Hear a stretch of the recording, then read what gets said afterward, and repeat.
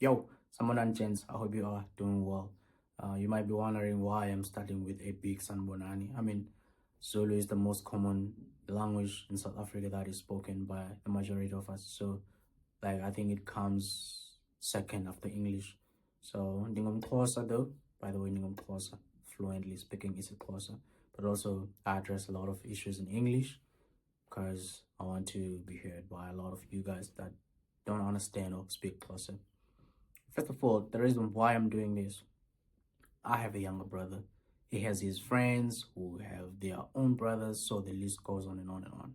And considering the struggles that I've faced from the youngest ages, when I was younger than I am now, I mean, I'm getting older now, but considering the struggles that I faced transitioning from the matric to the tertiary education, there was a lot of things. There were a lot of things on the way, and I feel like I should start this now to sort of guide you guys because I care about you, and I'm your big bro now, so I've got you.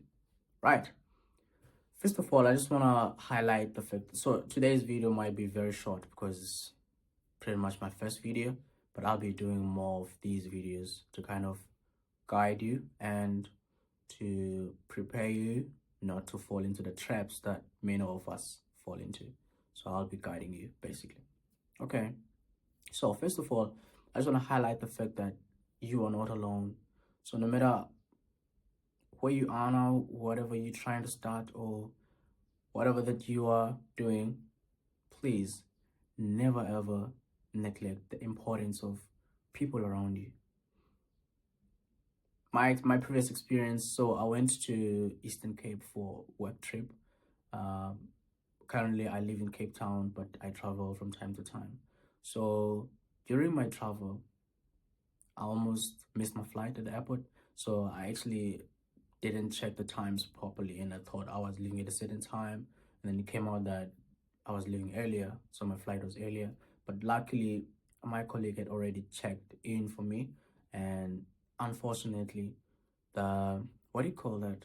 The boarding gate for the luggage was already closed, so I couldn't, put my luggage, and then I had to leave it behind, and then go through by myself. So I had to do that because I was running out of time, and the flight was gonna take off in the next 10 minutes. So I was like, okay, let me leave my luggage and then just rush.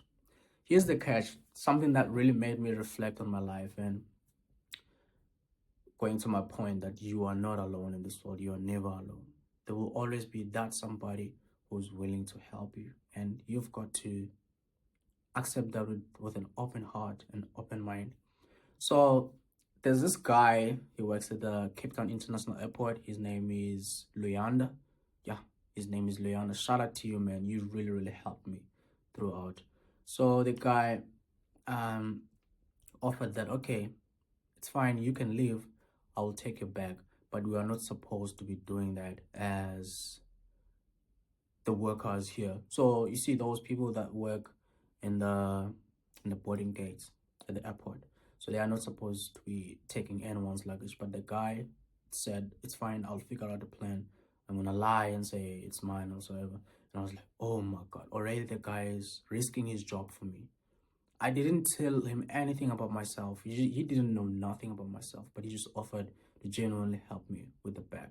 Okay, cool. Uh, Caught the plane and then flew to East London. When I got to East London, called him and said, "Hey man, thank you so much for what you've done. I'm gonna try and arrange some like plans for my bag to be couriered from Cape Town to Eastern Cape because everything of mine was there, And the guy took the bag home, and even like on the way home, so they used the staff transport, and he says his colleagues were like looking at him weirdly, like he could notice that they are asking themselves whose bag is that, because apparently, yeah, you're not supposed to be having all those big bags. But he just kept quiet and kept his cool. I can imagine how uncomfortable that was. I mean, understanding that anything can happen if you get caught, doing the things that you're not supposed to be doing at work. Anyway, cutting the long story short, the guy was off on the second day. I mean, on that following day, he was off, so He said he's gonna take the bag to the postnet, to the nearest postnet, and then yeah, he helped me with the process, and then took the bag to the courier guys. Then yeah, the process was made and finalized. Remember, the guy doesn't know me, but he offered to even use his money, because at that time I had some few issues with my banking app. You know, when you, I think something disturbed my signal, so the network coverage was just bad, and I couldn't log into my app and make any transactions. Guess what?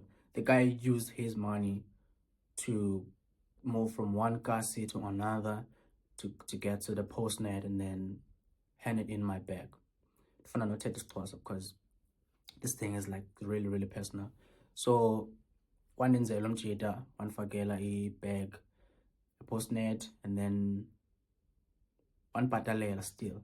And then later on, yeah, luckily izinto zami zalunga, and then my app was fine. I could make transactions and all that. So I sent him all the money, even extra, because, and I even said, man, if I had more money, I would really send you more. But of course, like I was on a tight budget, and I'm on a work trip, and I'm trying not to run out of money while I'm still like, you know, on a trip.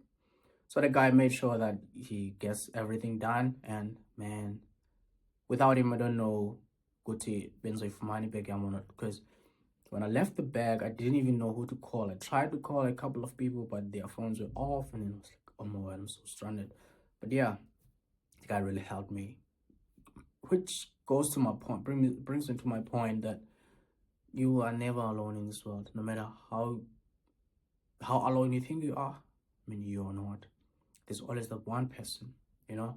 I will be making more videos about how people have helped me to get to where I am now today, starting from the youngest age up until now. I mean, myself, and I've got 4 siblings, and I think like, yeah, we've really gone through a lot in life, but there are always those people, those like specific individuals who offer to get involved into our lives and just liberate us and just put us in best positions, not just better positions, but best positions.